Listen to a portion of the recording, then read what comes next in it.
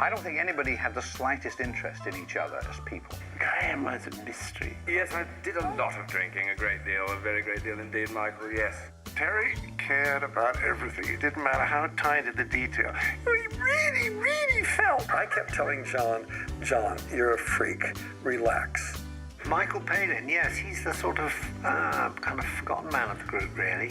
I think Terry could only operate in opposition. He has to have an enemy. Eric is the most astute financially. Good evening and welcome to the Money Programme. Idell must be Jewish name somewhere down the line, mustn't it, eh? Look at the way he likes the money. And now a short introduction from the producer's legal representative, Mr. Abe Oppenheimer. Hello, and welcome to this documentary containing new and exclusive interviews with the 5 surviving members of Monty Python.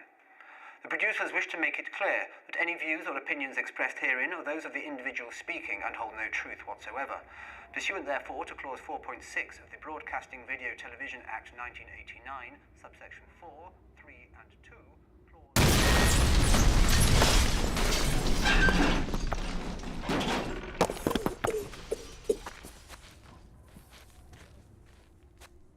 Subject to Clause 4.123, no viewer or watcher may copy, repeat, impersonate, mime, either contextually or non-contextually, any material whatsoever in any public place, such as a street, pub, club, retail, brewery, Baptist church, tavern.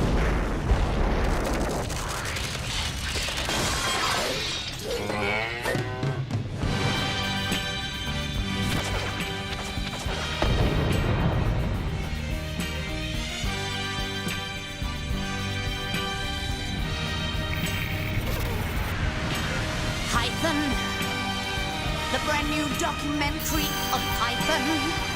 It's a new documentary. It's about Monty Python. Unlike other Monty Python documentaries, this is brand new. It's a new documentary. It's not complimentary, but it's better than a hysterectomy.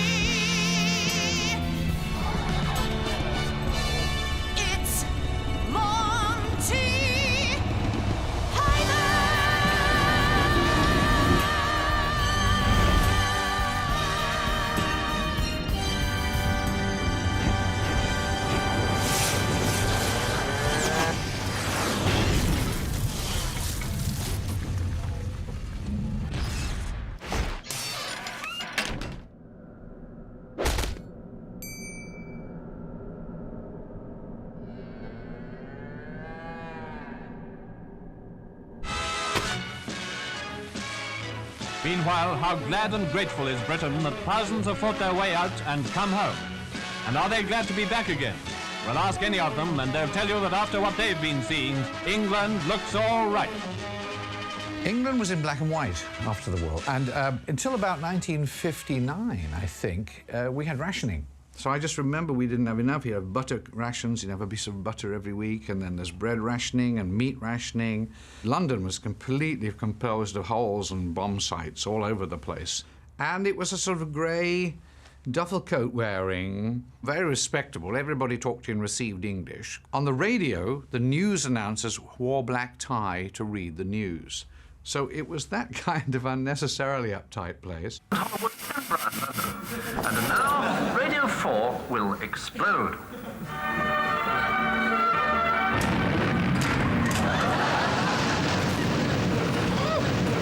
We'll have to watch the telly then. The interesting thing about the Pythons is we didn't have TV. Until we were teenagers. We were the last generation to grow up with radio. I was an avid listener to radio shows like Take It From Here. Before that, Jewel and Morris, Hancock. Then later, when I was about 13, 14, The Goon Show. Here came a show which was not like any of the other shows. It didn't have the same kind of rules. It didn't have any rules. It didn't even like the medium that was putting it out, particularly. It didn't like the BBC. Wonderful. There was something that I could relate to. This is the BBC Home Service. Thank you.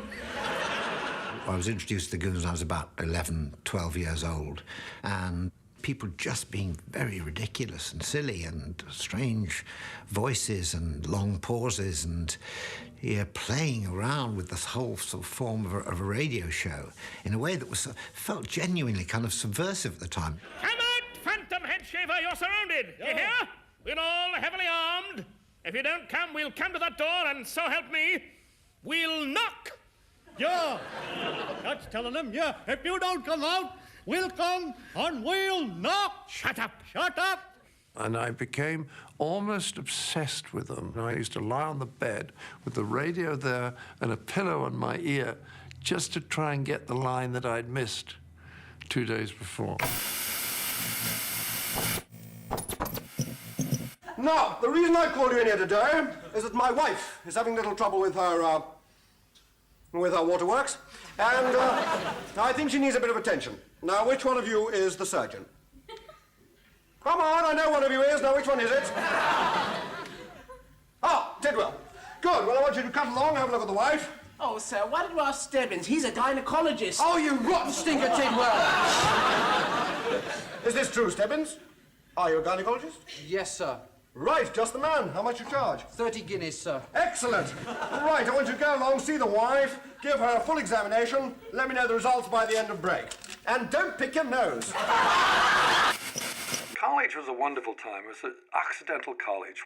Kids tended to be rich there, or smart, like I was. I was there on a scholarship, which was a Presbyterian scholarship. I went on a church scholarship because at one point I was going to be a missionary, and then I got smart. I didn't really enjoy Oxford that much. I found it a bit daunting, I think, because you thought, Oxford, my God, everybody's going so bright, they're going to be so much cleverer than me. And then you gradually realise it's all an illusion, that nobody's cleverer than anybody else, really. I was bluffing my way through university, telling my parents really that I was studying, and I was studying, but I used to study in the evening, and during the day I was writing, we're doing cabaret shows. Graham and I met auditioning for the Footlights review that would have been 1961. Well, it was an exclusive little club, really, at the time. They only had about 25 student or undergraduate members, as they're called in Cambridge. And you had to be asked by a member of the club, a current member, to do an audition. And we went out afterwards together and sat down and had a coffee. And the extraordinary thing is, I thought, I don't like this guy. And then shortly after, we started writing together on a regular basis. And I must have completely forgotten this intuition that I didn't like him. Isn't that strange? The first time I ever saw John and Graham was actually in their review at Wyndham Theatre. I went along to a matinee. We went to see our rivals, the Oxford Review, and Terry Jones was in that. And that was nice, and when we met them and hooked up and, sort of the Oxford, Cambridge. And the year later, I met Michael Palin, also in Edinburgh, in Cambridge '64, and he was really something to watch on stage. It was when we were in Edinburgh doing that show that I suddenly realised this is something I would really quite like to do after I leave university. There's a slim possibility I might do this as a career. One you may have missed this week in the Radio Times, in Woman's Hour, What I've Been Doing by Cecilia Bevan, mother of 13 children. Well, David Frost has always been extremely good to me, I have to tell you. And I remember him calling and saying, "Hello, how are you?" I said, "Fine, how are you?" He said, "Super, super, super, super." Oh, he said, would you like to be in a television series?" And I said, "Yes, please." And he said, "Super, super." So, "Oh, I have to go now, they've called my flight." And I said, thinking, did that happen?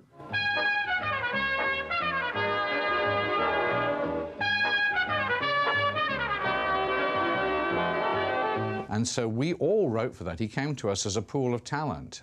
And Mike and Terry wrote usually the piece that was the film insert of the week, sort of 3-minute piece. And Eric often wrote solos for Ronnie Barker. And Gray and I usually wrote one of the big sketches of the week, which probably all three of us, the two Ronnies and I, performed together. Now, what exactly were you doing on the night of the 14th of October? Well, we pulled some birds, slapped them back to the drum, you know, a bit of a giggle all down to Larkin and all that carry on. Now, look here. I can't understand a word you're saying. Great thing about the Frost Report, anybody who had any good input could come in and work, which is why the roller capsule was so long and went spinning through at an enormous rate, so my parents could never see my name. The entire Python team were writing the Frost Report. And that's really when I knew them all and what made Ron and I feel part of their outfit. Does it hurt you if I do this? Of course it does, I mean. Well, you see, it hurts. Still, quite, but it's not... No, it isn't, is it? Then they went and did, at last, the 1948 show with Tim Brooke-Taylor. Name? Gibbon posture. Possible loony. Jim was terrific and terribly, terribly funny when he was frightened. So will you please tell me, once and for all, in God's name, what's the matter with you? I think I'm a rabbit. I think I'm a rabbit. It's one of the funniest moments I've ever seen. At that time, in America, there was a magazine called Help. Yeah, I mean, Help magazine, in that sense, was the beginning of my connection with what would become Python, because we had written a story about a man who falls in love with his daughter's Barbie doll. Terry met me, and he said, basically, I like the faces you pull, which is very, very complimentary. You know, that's what people used to say, Laurence Olivier. He would say, you know, Sir Larry, love the faces you pull. John, of course, stood out in every possible way from the crowd, and I got him to appear in this, and that was the beginning of a friendship. We must have been writing for the Frost Report, and Humphrey Barclay came to me and said, I want to do a kids show. I've got this group, the Bonzo Dog Band, I want you to write it. And I said, well, I want to write it with Mike. I would like Michael Penn and Terry Jones, because I think we'd be great. And now it's time for party games. Here are some really exciting games you can play this Christmas. And first, from Terry, here's the A and B game. Well, all the teams are divided, the guests, I should say, are divided into two teams, A and B are the winners. Well, you can't make it more complicated if you want to. And we were on our second series, and this weird guy came in with this big, long hair, hairy Afghan coat, and had been sent by Cleese. And I don't know why. I knew there was something about him, and we brought him into our group. And that was really how it all began. And then the next series of Do Not Adjust Your Set, I started doing some animation on that, and we were all stuck together by then. As far as I was concerned, we've all got different versions, of course, is that Graham and I were writing. Our treat for the week was always to turn on, I think it was Thursday afternoon at about 4:30, to turn on Do Not Adjust Your Set, which for us was the funniest thing on television. City editor. Yeah? I've got a great story for you. Oh, yes? It's a great story. All right, let's hear it. Once upon a time, in the land of the wobbly dum-dum tree, Ricky, the gobbly pixie, sat beneath the magic oak tree. That's enough! I'm not interested in fairy stories. This is a newspaper. Miss Perkins, will you show this lunatic out of here? But I haven't finished. Come away, at break of day, to fairyland, to the golden shores of fairyland. I will lead you by... And eventually, because we knew them from the Frost Report, we rang them up and said, well, why don't we do something together? We said, yes, please, and can we bring Eric along and Terry Gilliam? And that was the beginning, and we tagged along. And I think it's really happenstance that that group came together.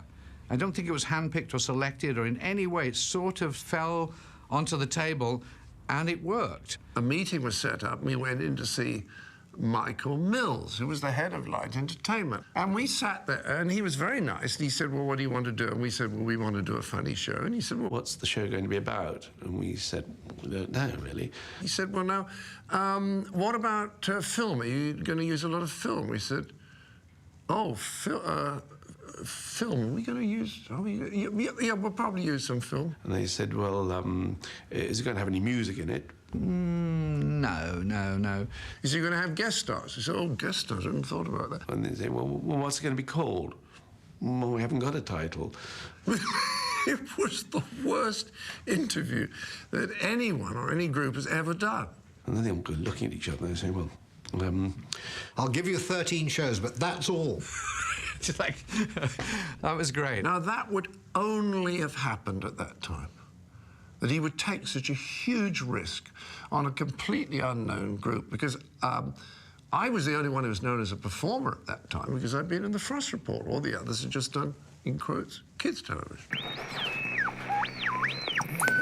At the beginning of Python, we were trying to work out what the format was. How to do it. I mean, I had done this one cartoon that Terry really liked. It was very stream of consciousness, thought that's the way of doing it. Milligan was doing with his Q series, he was breaking all the rules. And I thought, oh, this is really free what they're doing. They're commenting on themselves. They're stepping out of character. They're doing anything. And I thought, that was fantastic.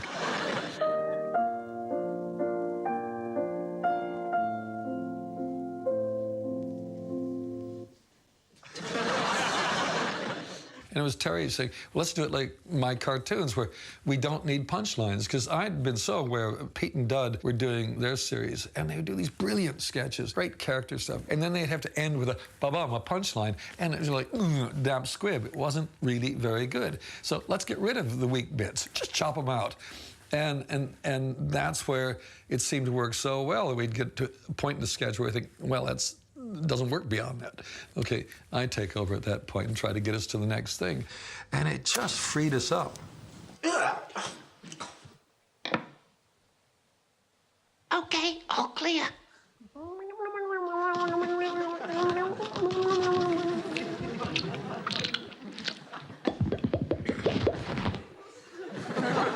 Well, the BBC would never accept any titles we did. We would put them in, and each of the first four shows has different titles on it. Owl Stretching Time, and A Horse, a Spoon, and a Basin, and One Wacket Buzzard, Stumble and Boot. My favourite one I found the other day is, I think, one of Jones's, You Can't Call a Show Cornflakes. We would get very silly and giggle a lot, and then in the morning telephone each other shamefaced and say, no, forget it, forget it, forget it. So I think Michael Palin said it should be Gwen Dibley's Flying Circus, because there's somebody in this village was called Gwen Dibley, and he thought how wonderful for her to open the Radio Times, see she had a show.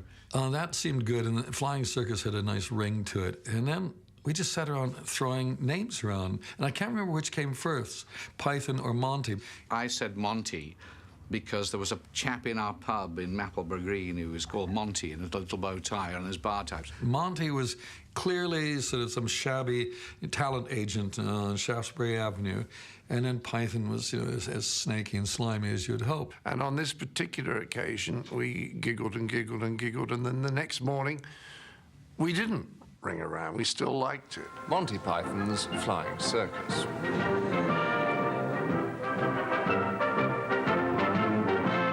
I still remember as Gray and Terry Jones did that very first of all our sketches, which was about the sheep who could fly.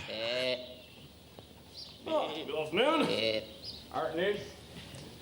Lovely day, isn't it?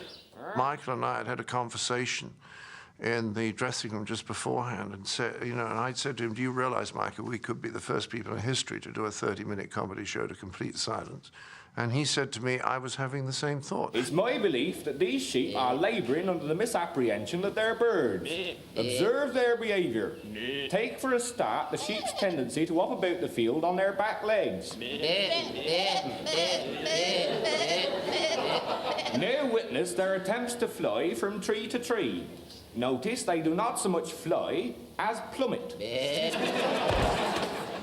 Some people quite close to us have obviously said very good and then rushed off, and weren't that many people come back to the bar afterwards, and it had been rather quiet in the audience. When we put that clip of the little old ladies, that's how our first audience was. I think as the first series went on, we realised that there were quite a lot of people who were equivocal at the start, were really beginning to get it. Hello, Marge. Oh, hello, Janet. How are you, love? Fancy seeing you. How's little Ralph? Oh, don't ask me. It's been nothing but trouble all morning. Stop it, Ralph. Stop it. Same as my Kevin. Nothing but trouble. Leave it alone. He's just been in the Florentine room and smeared tomato ketchup all over Raphael's baby Jesus. Put that baroque masterpiece down. I used to play football in Hyde Park, where there was some team, and every Monday I would go, first week was like, that's a weird show you did last night. And the second went in, that was a really strange show you did last night. He said, I like that weird show you're doing. it grew on people. The BBC would like to announce that the next scene is not considered suitable for family viewing. It contains scenes of violence involving people's heads and arms getting chopped off, their ears nailed to trees and their toenails pulled out in slow motion. There are also scenes of naked women with floppy breasts. And also, at one point, you can see a pair of buttocks. And there's another bit where I'll swear you can see everything. My friend says it's just the way he's holding the spear. We were quite grumpy, I suppose, with the BBC. When the show went out late anyway, I mean, there was a very much a feeling in the BBC that young people should not see this show. We didn't mind that so much, we sort of accepted that, but then suddenly it would be taken off for 3 weeks. They would change the time, they'd pull us off, they'd do all of those things. Only later did we kind of realise how many people at university were sort of cramming in whatever, you know, time it was on. They would sit and watch this show. You had to watch it. And the fact that some weeks it wasn't there, and other weeks it was a different time, that was sort of testing your loyalty to the programme. So I think we built up a lot of people who were jolly well going to see Python, whatever the BBC did with it. Time, please. Oh, yes, I am. Thank God. Yeah. Well, the others had told me that I was recognised much more than them, but I am much taller and more handsome and more striking in general than they are, because they're a fairly nondescript, unattractive, chunky little bunch with all short legs and slightly overweight. He was already a known star on television, whereas we were kind of children's television stars and not well known at all. So John was always very well known. He was always the face of Python. I wish to complain about this parrot what I purchased not half an hour ago from this very boutique. Oh, yes, the Norwegian blue. What's wrong with it? I'll tell you what's wrong with it. It's dead, that's what's wrong with it. No, it's resting, look. Look, my lad, I know a dead parrot when I see one, and I'm looking at one right now. I think he went into comedy. It may be a reason that a lot of people, or a lot of us go into comedy, is that he does something seriously and finds people laughing at him. This parrot is no more. It has ceased to be. It's expired and gone to meet its maker. This is a late parrot. It's a stiff. Bereft of life, it rests in peace. If you hadn't nailed it to the perch, you would be pushing out the daisies. It's run down the curtain and joined the crowd invisible. This is an ex-parrot. And for me, those are the great moments when John raises his fist at something or just is so totally sort of wound up that he finds it almost impossible to say anything. Master dirty red scum! Kick him in the teeth where it hurts! Kill! Kill! Kill! Filthy bastard Tommies! I hate him! I hate him! Ah!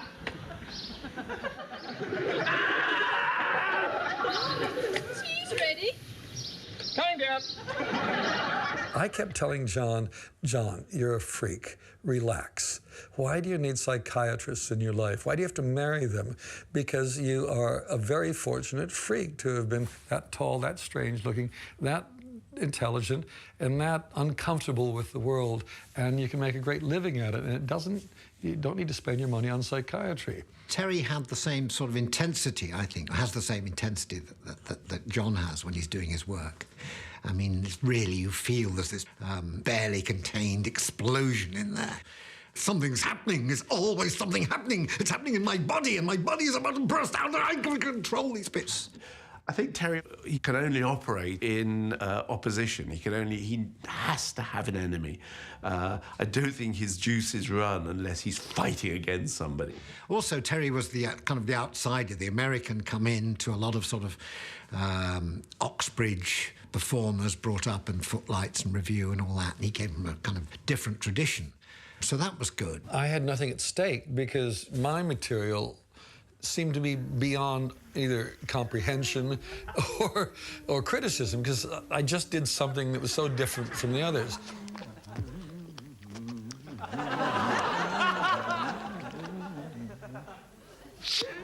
So when everybody would be reading out the material, it was always a fairly tense moment, because people were trying to judge the moment to read their bit out, because if you read the thing out too early, it would get dumped into the wrong pile. And there was always this jockeying for who would read which when. Really, the difference of opinion, I think, was always split 50-50, really, because I think, you know, Mike, Terry Gilliam and myself always tended to be on one side, and then Eric, John and Graham were on the other side, if there was a split like that. So I think mainly it was in method, I think, that John and I locked horns, because I think John does like to dominate. Terry Jones is Welsh, and he tries to hide the fact that his name gives it away. And what Terry's never been able to accept is that the Welsh are subject people put on earth to carry out menial tasks for the English. And he could never quite swallow this. I don't know why, but there seemed to be some block in his understanding. And I think that's why he and I had a few very friendly arguments sometimes. Seriously, what I found about Terry was difficult is he cared about everything. It didn't matter how tiny the detail. You know, he really felt. Tonight, I'd like to restate our position on agricultural subsidies and their effect on our Commonwealth relationships. Now, although we believe theoretically in ending guaranteed farm prices, we also believe in the need for the corresponding import levy to maintain consumer prices at a realistic level.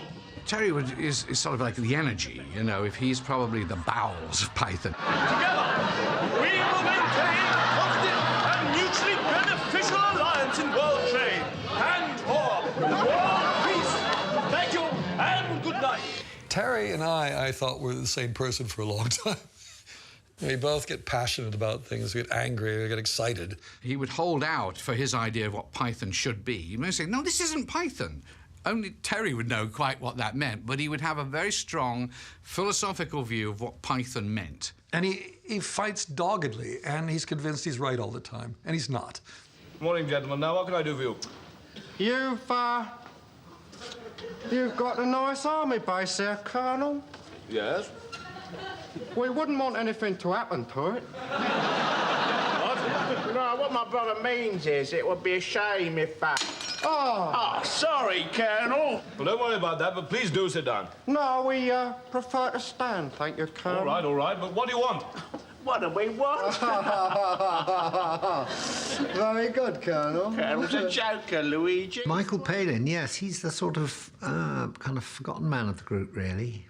What's happened to him now? Disappeared into the Sahara and was never seen again.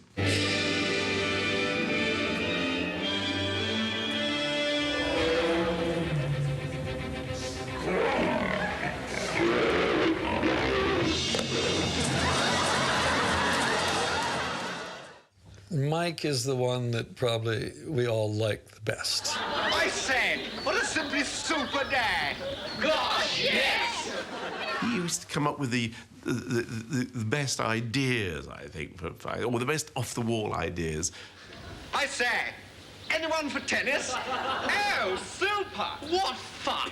I say, Lionel, catch!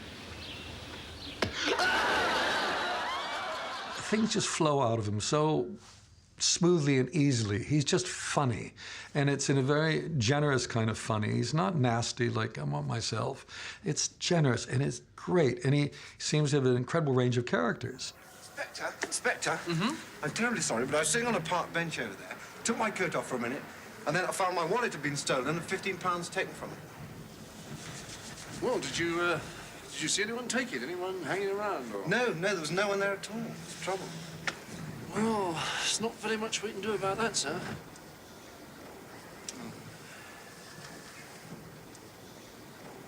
Do you want to come back to my place? Yeah, all right. Anyway, John thinks he's great in bed. I don't know these things, but I know that's why John wanted to work with him. I'm always mistaken for Michael Palin, and they come and say, oh, hello, Mike, how are you? Love your travel program. And whenever I am mistaken for Michael Palin, I say, yes, I am Michael Palin. Now fuck off, you ugly old bastard. Because I'm trying to destroy his reputation for niceness, one person at a time. Go in. What do you want? I'd like to leave the army, please, sir. Good heavens, man, why? It's dangerous. What? No, people with guns out there, sir. What? Real guns, sir. Proper ones, not toy ones, sir. Proper ones, sir. They've all got them. All of them, sir. And some of them have got tanks. Watkins, they are on our side. And grenades, sir, and machine guns, sir. So I'd like to leave, sir, before I get killed, please. Watkins, you've only been in the army a day. I know, sir, but people get killed. Properly dead, sir. No Barney cross fingers, sir. Sir, a bloke was telling me, if you're in the army and there's a war, you have to go and fight. That's true. Well, I mean, blimey, I mean, if it was a big war, somebody could be hurt. Watkins, why did you join the army? For the water skiing and for the travel, sir. Eric's contribution, a certain type of stuff he used to write, but he was tremendously good at putting shows together. I thought he was the best of all of us at saying, oh, why don't we take that thing and put that there? He was wonderful at the carpentry. Because I wasn't part of writing teams, I was able to be a judge. I would be able to say, well, that makes me laugh, but only to there, and why don't we give that, you know, shifted across, and you take that. Eric is the one that should be the manager of the group. Eric is the most astute financially and contractually. Good evening and welcome to the Money Programme. Tonight on the Money Programme, we're going to look at money. Lots of it, on film and in the studio. Some of it in nice piles, others in lovely clanky bits of loose change. Some of it neatly counted into fat little hundreds, delicate fivers stuffed into bulging wallets, nice, crisp, clean checks, pert pieces of copper coinage thrust deep into trouser pockets, romantic foreign money rolling against the thigh with rough familiarity, beautiful wayward curly-cued banknotes, filigree copper grating cheek by jowl with tumbling hexagonal milled edges, rubbing gently against the terse leather of beautifully balanced bank books. I always think of myself as the wicket-keeper. As a wicket-keeper, it's a very important role. You don't get the star thing, but you always know which way the ball's turning, and, you know, so you say, just give him one just outside the net, and we'll get him. You know what I mean? So that, I felt, sort of describes my role in Python. You're not star batsman, star bowler, but your influence on the game, if you're reading it properly, can be very instructive. In your plan, A Better Britain for Us, you claim that you would build 88,000 million billion houses a year in the Greater London area alone. In fact, you built only 3 in the last 15 years. Are you a bit disappointed with this result? No. I'd like to answer this question, if I may, in 2 ways. Firstly, in my normal voice, and then in a kind of silly, high-pitched whine. Graham was just sort of frustrating person. I never could make out who Graham was. He seemed to float through it, all sucking on that pipe day and night. There was something about Graham, and it was quite different from the way the others were. There was a sort of seriousness in the performance, but an awareness of the comedy at the same time. Sitting in script conferences and suddenly saying, lemon curry? Always gave you hope, I thought, when Graham came out with something off the wall like that. Lemon curry? And he was also an amazing sounding board. He's the only person I've ever come across who had such an extraordinary ability to say the audience will think that's funny. But he just didn't work properly. He should have been sent back to the factory and fixed, and then he would have been terrific. You were, in fact, an alcoholic, were you? Yes, I did a lot of drinking, a great deal, a very great deal indeed, Michael, yes. You were an alcoholic? You can safely say yes. I did do a very great deal. Yeah, why was that, do you think? I think, well, I don't know, really, the answer to that. Deep inside, I think, actually, that I was insecure. I didn't really feel that I'd deserved the success that I'd achieved, as it were. I think that was it. Who was laughing at that? Yes. Strange reaction. I'll come sort you out later on. Graham now had a really serious drinking habit, and I was the guy who met with him every day.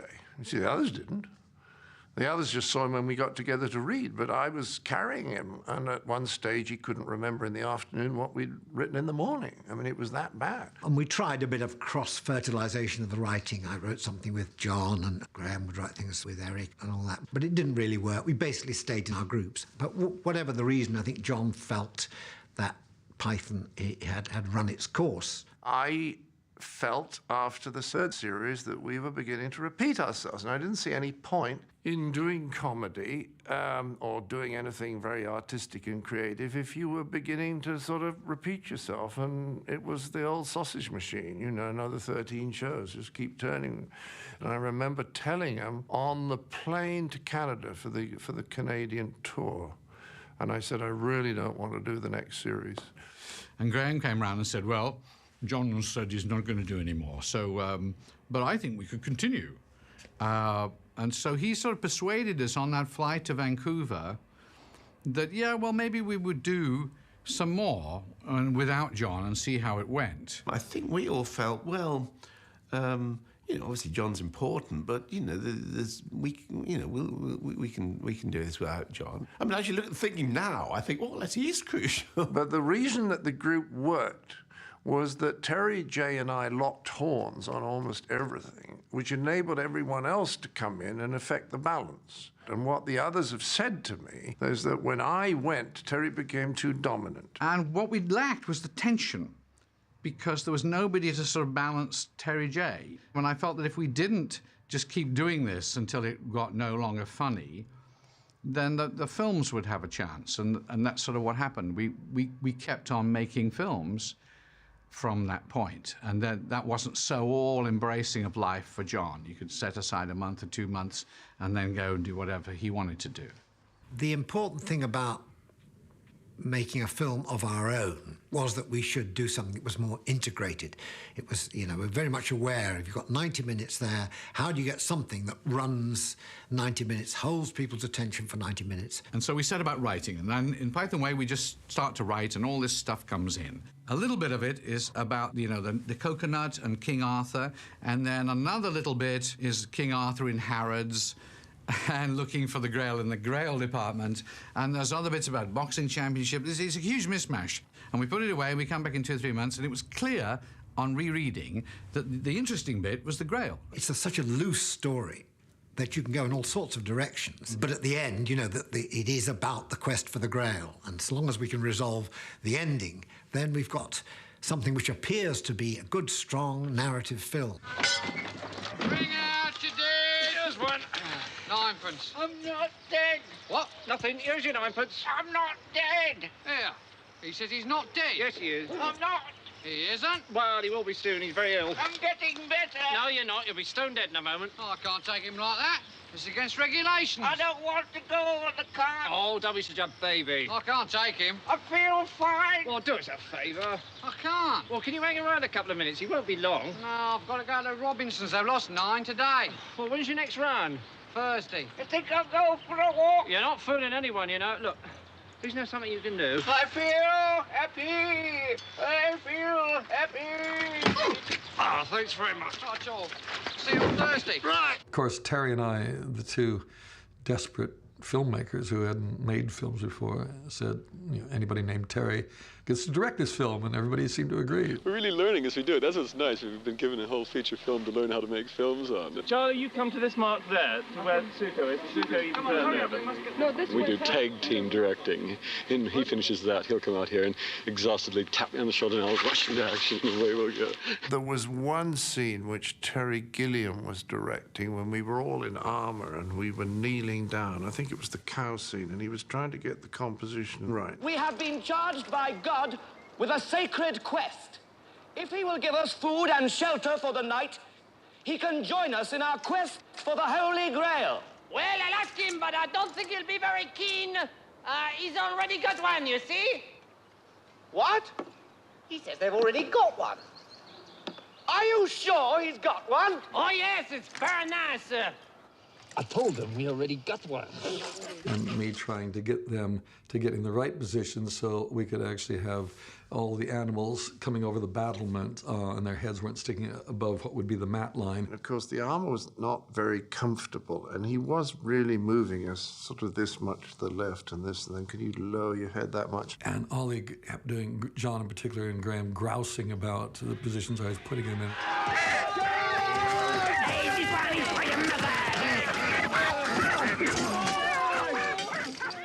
We had an argument, and I think I was rude to him. And as far as he went off and lay in the shadow of a wall for some time. I just stormed off that day and went and got all humpy and sat in the grass while Terry took over. But I think I hurt his feelings, and I'm sorry I did that. But that's about the only time I've lost it with Python. Well, can we come up and have a look? Of course not. You are English type, sir. Well, what are you then? I'm French. Why do you think I have this outrageous accent, you silly king? What are you doing in England? Mind your own business. If you will not show us the Grail, we shall take your castle by force. You don't frighten us, English pig dogs. Go and boil your bottom, sons of a silly person. I'll blow my nose at you, so-called Arthur King. You and all your silly English kniggets.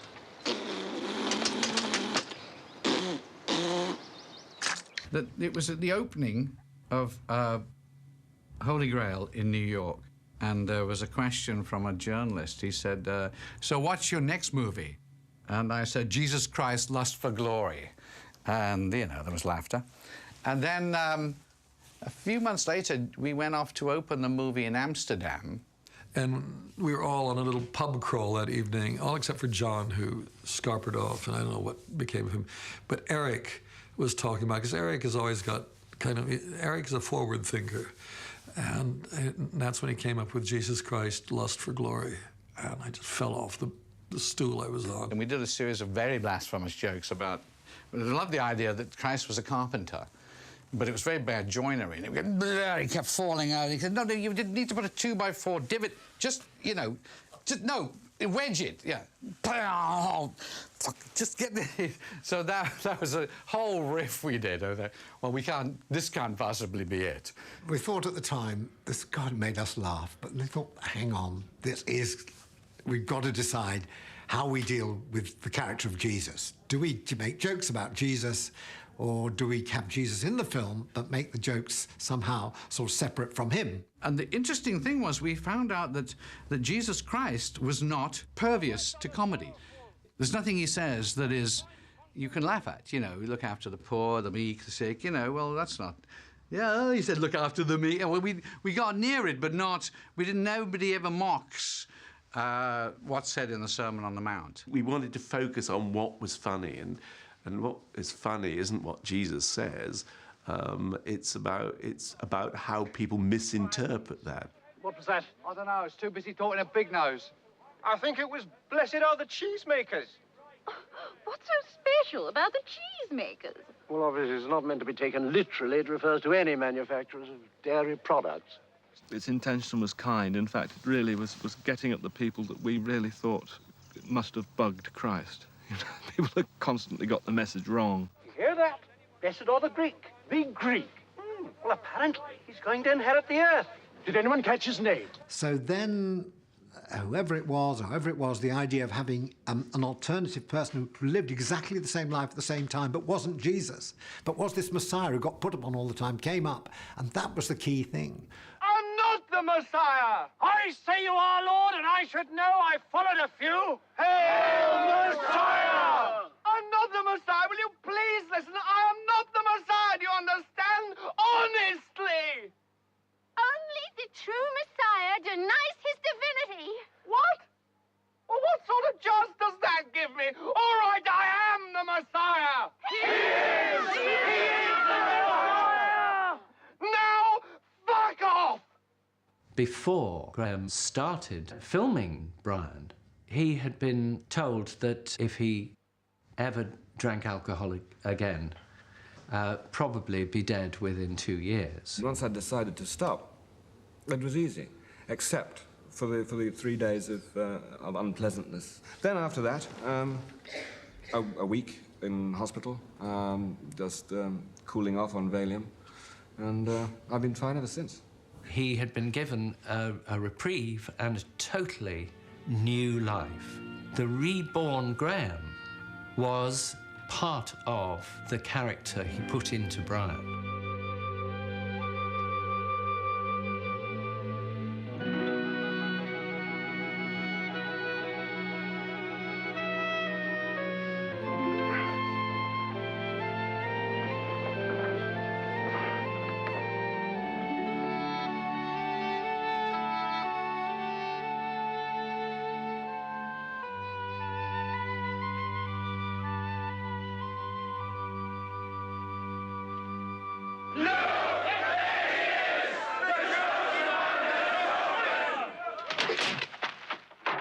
The writing, I think, is the best writing in Python. I think it's political writing is what's so brilliant about it. Because it's not really about Jesus. It's about, it's about prejudice. It's about unions. It's about, terrorists. It's all that nonsense. In those 5 minutes of, the sandal, the shoe, the gourd, it tells you everything about the history of religion. Follow the gourd, the holy gourd of Jerusalem! The gourd! Hold up the sandal as he has commanded us. It is a shoe! It's a sandal! No, it isn't a shoe! Cast it away! Put it on! Clear off! Boom! It's the most concise, wonderful bit of prejudice, heresy, and everything, and punishment. Up you go, big nose!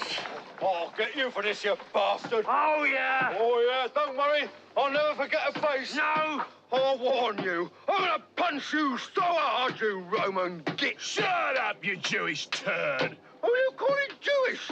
I'm not Jewish. I'm a Samaritan. A Samaritan? This is supposed to be a Jewish section. It doesn't matter. You're all gonna die in a day or two. It may not matter to you, Roman, but it certainly matters to us, doesn't it, darling? Oh, rather. Under the terms of the Roman occupancy, we're entitled to be crucified in a purely Jewish area. Pharisees separate from Sadducees. And Swedish separate from Welsh. All right. We'll soon settle this.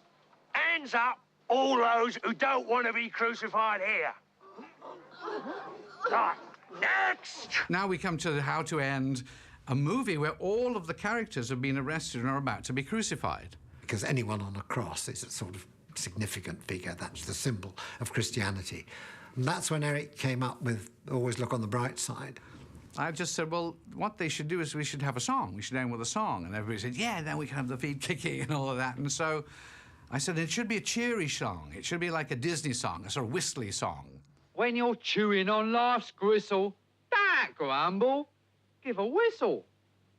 And this'll help things turn out for the best. And always look on the bright side of life. And I went straight home and I wrote it. I got my guitar out and I had these sort of jazz guitar chords, jing, jing, and I did the little whistle song. If life seems jolly rotten, there's something you've forgotten, and that's to laugh and smile and dance and sing. When you're feeling in the dumps, don't be silly chumps. Just purse your lips and whistle, that's the thing. But I remember saying to the guys at the time, I said,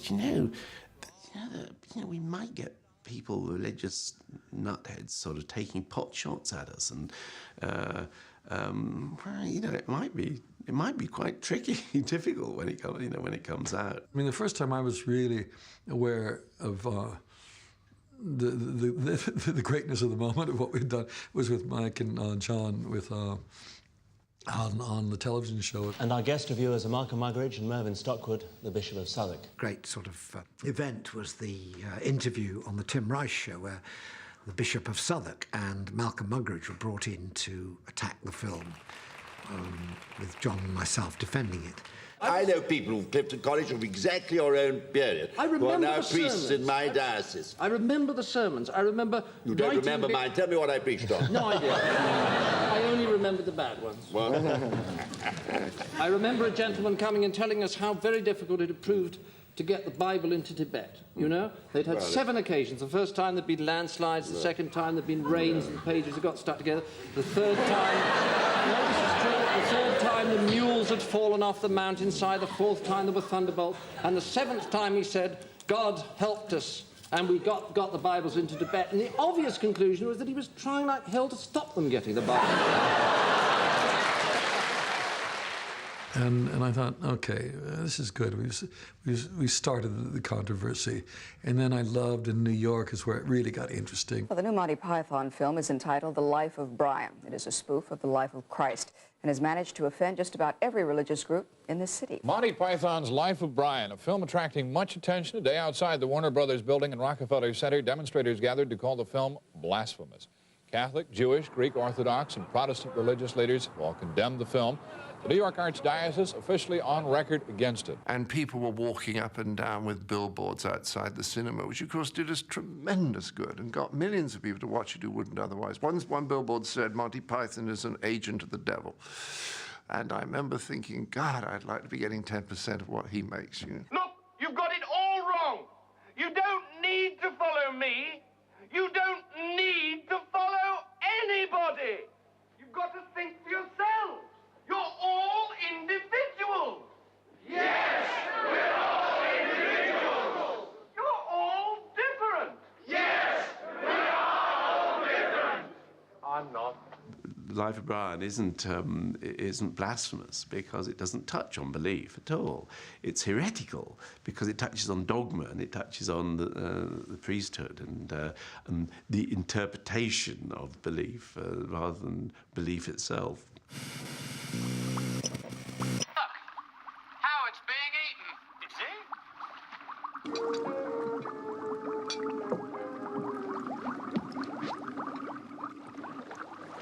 Makes you think, doesn't it? I mean, what's it all about? Face me.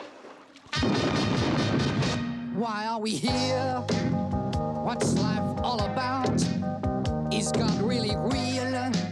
Or is there some doubt? Just after Life of Brian came out, Dennis O'Brien, who was our business manager very briefly, told us that if we made another film, straight away, we'd never have to work again. And we all looked at each other and thought, that is not a bad offer. The birth pangs of Meaning of Life were much more difficult than had been, I think, for Holy Grail or Life of Brian. We didn't get a central theme. We couldn't get a theme. And so we thought, well, let's do the thing we did. Let's go to the West Indies. And on the way out there, I read the script on the plane and thought, this isn't working at all. It just doesn't work. And I remember after about 4 days, I suggested, quite seriously, I suggest we just enjoy the holiday, don't work anymore, and go back to England and say we just couldn't put it together. What a shame. We worked terribly hard, but it just didn't work. And I almost won the day. And then Terry Jones came down the next morning and said, well, yeah, I've been thinking, I really feel... I think I said, let's do it as somebody's life story. And then somebody else, I think, said well, it could be anybody's life story. And 7 Ages of Man, I think somebody else said. And then Eric said, we could call it The Meaning of Life. Somehow, I don't know, that sort of got a buzz going. And we decided that's what it was going to be, and it was going to be a sketch format. But I still thought it was rather sad we were doing a sketch movie at that stage, because what gets interesting as you get into this business is 90 minutes. The story at 90 minutes is the most interesting thing in show business.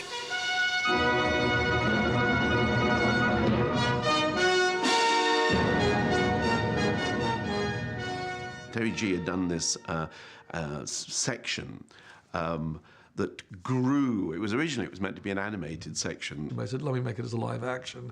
And it was agreed that I could, so I was off doing that. Well, Gilliam, who is only happy when he's shooting and cannot be stopped by anybody, not even the Weinsteins, just to be forcibly removed from foreign countries, put in a Brinks van and driven away. Otherwise, he'll still be shooting. He was in the studio next door, and I remember wandering into the studio next door and thinking, it's a huge set, it's bigger than anything we'd ever done. You know, Terry's section took about £1 million or something like that to do. Look, to starboard! There it lay, the prize they sought. Hard to starboard! A financial district swollen with multinationals, conglomerates, and fat, bloated merchant banks. Well, I didn't enjoy playing Mr. Creosote very much. Good afternoon, sir, and how are we today? Better. Better? Better get a bucket, I'm gonna throw up. Originally, I wanted Terry Gilliam to do Mr. Creosote, but he said, no, you ought to do it. I think he realised that how much makeup there was. You know, there was 3 hours of makeup. Merci, Gaston. I haven't finished. Oh, pardon, Gaston. 1,000 pardons, monsieur. I'm very proud that it's still offensive. If you look at it now, it's still pretty gross. I mean, the projectile vomiting, blood, you know, can we have your liver, please? It's still fairly offensive. This man is about to die. In a few moments now, he will be killed. For Arthur Jarrett is a convicted criminal who has been allowed to choose the manner of his own execution. There he is! Won a prize in Cannes, so it must be a good film. It must be a great film.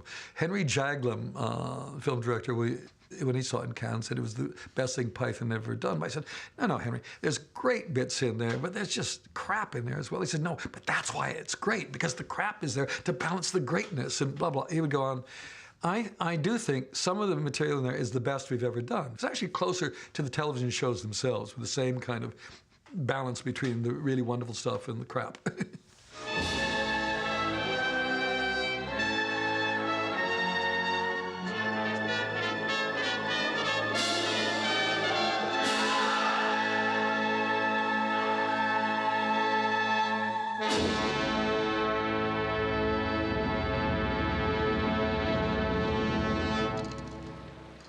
Graham Chapman, one of the founder members of the Monty Python team, has died at the age of 48. He'd been suffering from cancer. None of the Pythons really knew how ill he was until about halfway through his treatment. Well, he looked terrible. He kept telling us he's fine. I am a doctor. It's all right. No, Graham, you look terrible. I mean, he just, whenever we would get together, he just seemed to be worse and worse. And yet he was so blithely, yes, it's going to be fine. Suck on the, yes, I know the pipe gave me cancer in my throat, but it's going to be just fine. I'm a doctor. And I remember talking to his brother, John, and saying to John, but he seemed so optimistic, and John said that he thought that was just an act, that Gray, as a doctor, actually knew how serious it was from the very beginning. I didn't go down. I was, you know, I remember writing that song, Life Will Get You in the End, a lot. But I never finished it, because it was kind of sad. One of the odd things about Python was that even when Graham was alive, we'd meet and we'd sit around, and then somebody would say, "We're all here," and we'd say, "Oh yes, we are, aren't we?" And it was as if we were always waiting for somebody else to arrive. I don't know what it was. We always thought there was one other person, and there was always somebody missing. Maybe it was Mr. Python himself or something. People say, let's get the Beatles back together. Well, that means you want to be young again, not do you want the old buggers to be back. You know, you just want to be young when the Beatles were new. And I think that's the same with Python, really. If we were ever going to do another series, I said what we should do, because we're not surprising anymore, is do the first several shows so badly, so bad. They're not funny. They're just tedious, getting everybody to switch off. So after about the fourth or fifth show, nobody is watching Python except 2 people in England. And then we do the best show we'd ever done in our life. And those 2 people would have seen it. And they would be rushing out on the streets trying to explain to people how brilliant it was. And nobody would listen. Nobody would listen. I thought that would be the way to do Python, finally. And you feel that you had quite enough. Even A? Just remember that you're traveling on a planet that's evolving and revolving at 900 miles an hour. That orbiting at 19 miles a second, so it's reckoned, the sun that is the source of all our power. The sun and you and me and all the stars that we can see are moving at 1,000,000 miles a day in an outer spiral arm of 40,000 miles an hour of the galaxy we call the Milky Way. And so on.